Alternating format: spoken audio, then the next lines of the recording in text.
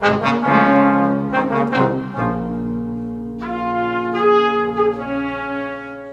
interviews are part of a project titled No. 2 Construction Battalion's Legacy in British Columbia and Beyond, which is being undertaken by the British Columbia Black History Awareness Society. The goals of this project are to commemorate the No. 2 Construction Battalion by bringing historical awareness to the 12 known Black soldiers with a connection to British Columbia who served in the battalion. Veterans Affairs of Canada's Commemorative Partnership Program has provided funding to BC Black History Awareness Society for this project, which is a result of a recommendation by the National Apology Advisory Committee, where Prime Minister Justin Trudeau apologized on behalf of the Government of Canada to the No. 2 Construction Battalion and their families for how they were mistreated during the First World War and when they returned home to Canada. Conversations with descendants of the veterans who served with the No. 2 Construction Battalion can provide a deeper understanding of the personal and emotional impacts of the war, preserve important Black Canadian history that is often under-recognized,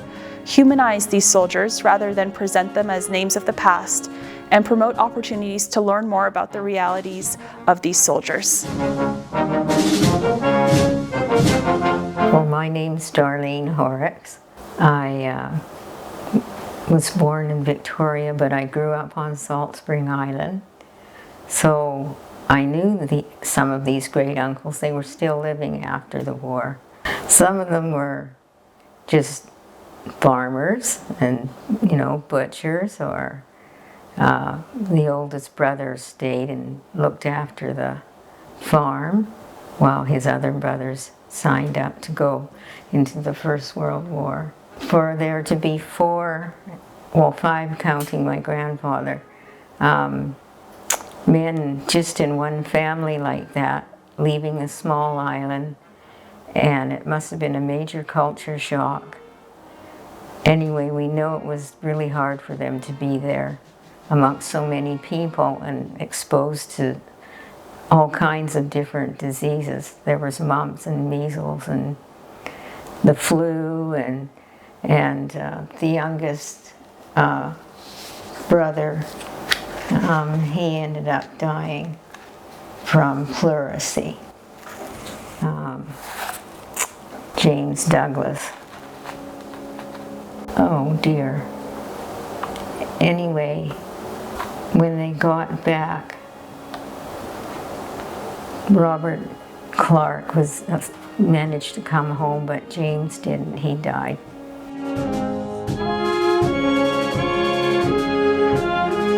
Well, I was a kid. When I was a kid, we always knew about the cenotaph and stuff, and it was, at that time, it was a shell beach and in those days, in our lack of wisdom, we decided to make it a centennial park and dredge the whole thing.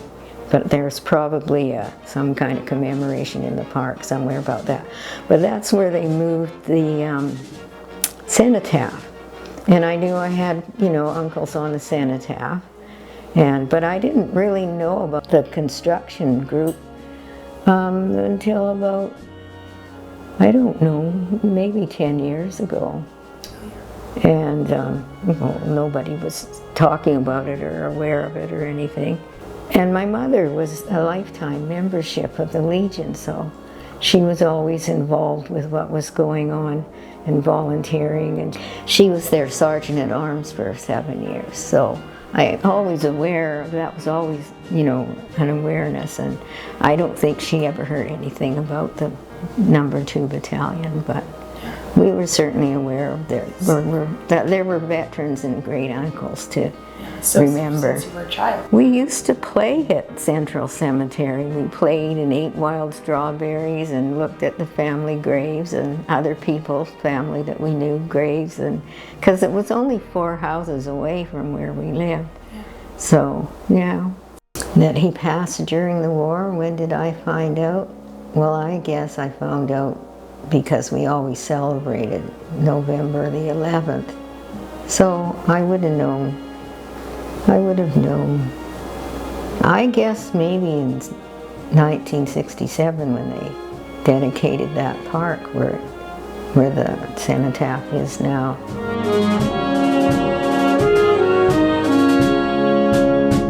Spring. All of these people in this family were born on Salt Spring. And I was born on Salt Spring, and my mother was born on Salt Spring. And I don't know, it was a pretty nice place to grow up, that's for sure. Well, my grandfather had a farm further down the road, and the Estes Starks had a farm.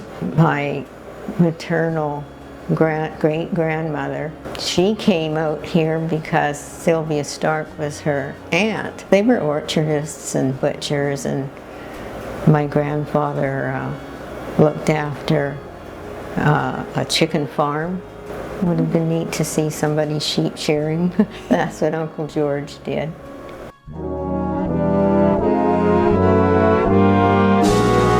Obviously, it must have been really hard to have that many of them away. And for Salt Spring to be deserted, there weren't any men of that age there. And so the farms had to be continued to be looked after, so that's why the oldest brother stayed home, and I'm sure that happened with a lot of families on the island. People who were farmers, I think, managed pretty well. And, you know, it's a small community. People looked out for each other, and there was lots of other members of the family in the next generation that, you know, did things and looked after each other. They also, you know, people need to remember that they're the ones that hewed the trees and tilled the land and made the whole thing happen on Salt Spring, along with everybody else who lived there.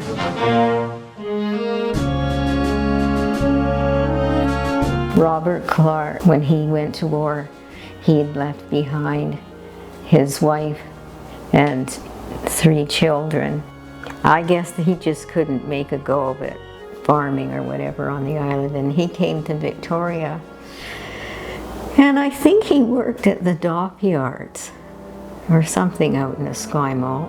I haven't been able to find that out. And by the 50s he had another wife and 3 children.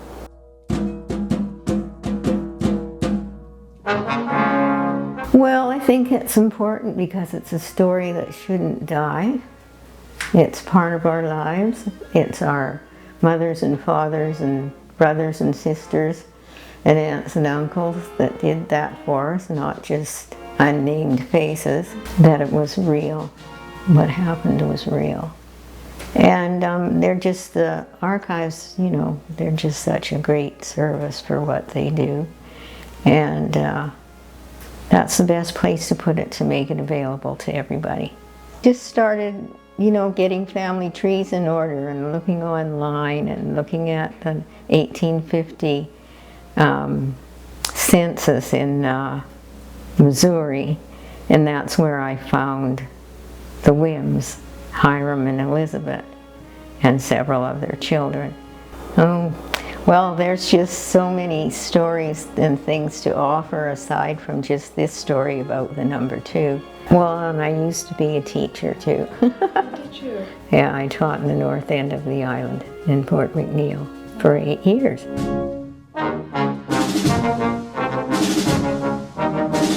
The World War II generation here.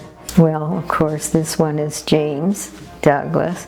Here's my uncle with his team of horses and plowing up the back field with his nephew Ted, Robert Clark's son. Yeah. Harry. He's a son of Robert Clark, Whims and Alma Wood, and Jim Woods with his cousin. And I mentioned earlier to you that Harry became one of the sleeping car porters after the war. And my grandfather, like this uncle's father,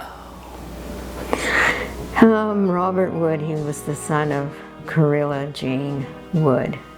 And number 38 company RCMR Gulf Islands Rangers. So those men who were too old to go overseas and whatever, they stayed home and did their thing at home. Oh yes, my mother, and the inheritance of the big bag of pictures.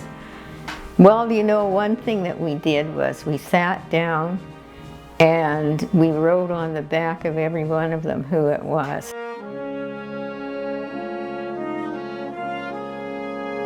the legacy, what they left behind for all of the men. Those were really young men. It was boys going to war, and that they were willing, well, God knows they didn't know what they were in for, but they were willing to give up their lives for their country. That's an incredible thing to do, even in the midst of all of that bigotry, that, you know, they were still wanting to save their country. And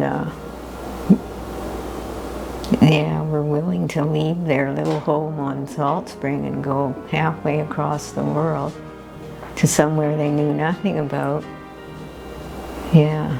I want people to remember that and not just let go of it, because politics aren't good at the greatest of times.